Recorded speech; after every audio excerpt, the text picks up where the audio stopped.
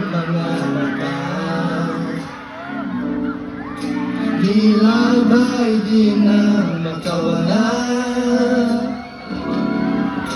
Nais ko lang ay matanong, maaari bang pumili ng pagkakataon na mahawakan ang iyong mga kamay at sa